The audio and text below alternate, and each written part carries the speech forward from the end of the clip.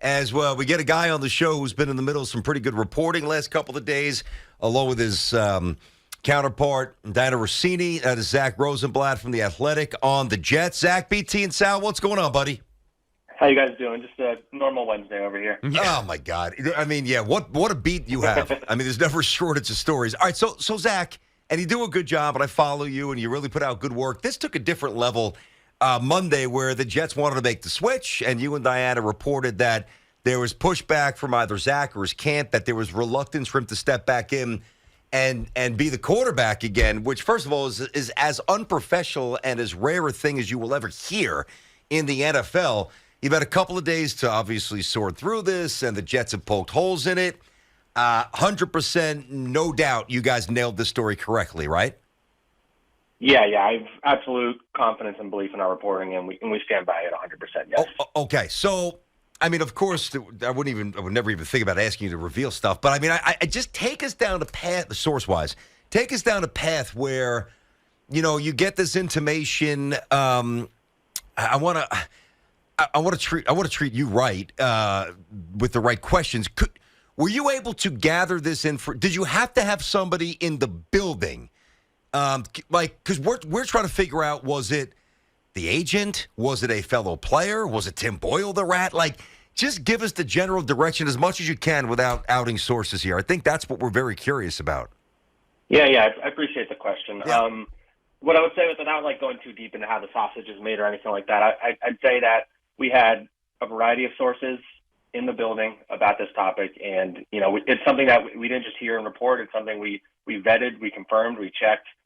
People high up in the organization were aware that we were reporting it, and so that's why. So we ran with it after we had approval from our company, which there is a vetting process for our sources, and so ultimately, we stand by everything, and I think I think a lot of people have pointed to things that Saleh said in his presser and things Aaron Rodgers said.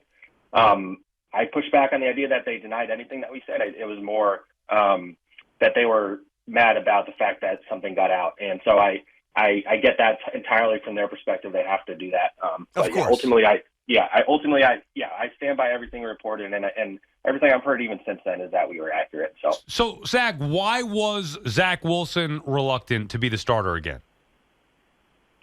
Yeah, I think we covered a little bit in the story. I think there's a part of it about a reluctance in regards to getting hurt, and if you think about it, everybody knows that Zach's career in New York is done. Everybody knew that the second he got benched that time, and honestly this offseason when they pursued all these other guys. And so his NFL future is on the line, and if he got hurt, then maybe that would impact his ability to find another team. And so there's the injury aspect of it, and then I think there's also the aspect of how this has been handled with him. He's been yanked in and out of the lineup. He was told that they had to bench him for someone like Tim Boyle, who statistically has been one of the worst quarterbacks. Starting quarterbacks the league has seen in recent years, if you just look at the numbers. So I think the yanking, the feeling of being scapegoated, I think this was all factored into his process, and ultimately, this happened. They had tried to get Aaron Rodgers to talk him into coming back, and now we're sitting here, and maybe it's a result of the report. I don't know that for sure, but he's willing to start again, and he's going to be starting, and their goal is to play him the rest of the year, as I'm sure you guys heard in Saleh's press conference. All right, here, which I thought was such an uninspiring, soft performance by the coach. We're talking to Zack Rosenblatt, The Athletic, BT and Sal on the Fan. All right, so you are a legitimate reporter. Sal and I give opinions. We're fans of our teams. There's elements of journalism that we will make sure we respect, protect sources, etc. But at the end of the day, we're not journalists. I've never pretended to be one.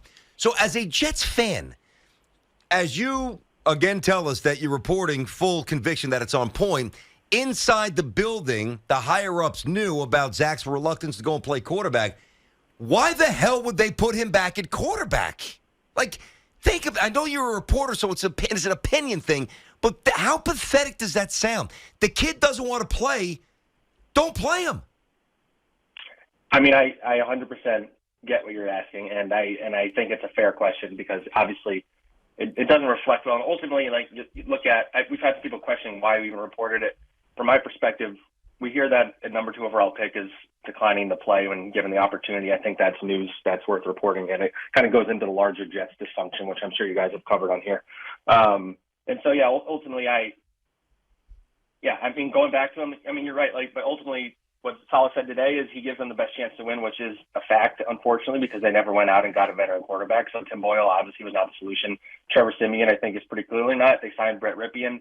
I honestly wouldn't be surprised if he was starting a game by the end of the year, just the way these things go with the Jets. Yeah. But Zach Wilson, based on his ability to throw the ball down the field and move around, just gives you a little bit more than what these other guys do. BT and Sal on the Fan. We're talking with Zack Rosenblatt of The Athletic. Broke the Zach Wilson story earlier in the week about him being reluctant to start. He is, in fact, named starter today by Robert Saleh. Zach, does Saleh survive this? Man, I don't. It's complicated.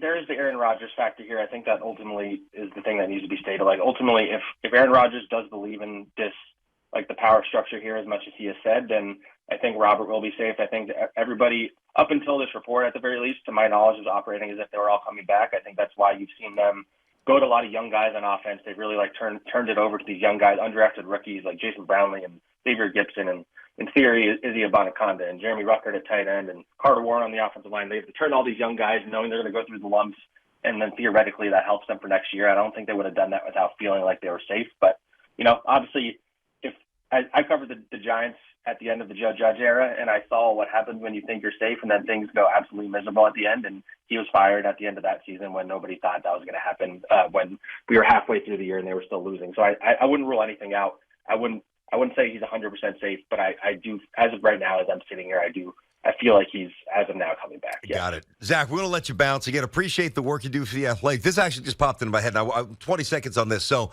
we heard Beningo's name come up. Of course, our buddy Joe with this text relationship with Saleh, incredible access. Do you text Robert Saleh? And I don't mean that like in a funny way.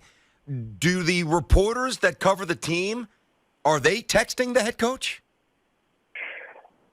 I don't want to go into too much detail, but I would say it is common for head coaches of NFL teams to have a texting sort of relationship with reporters.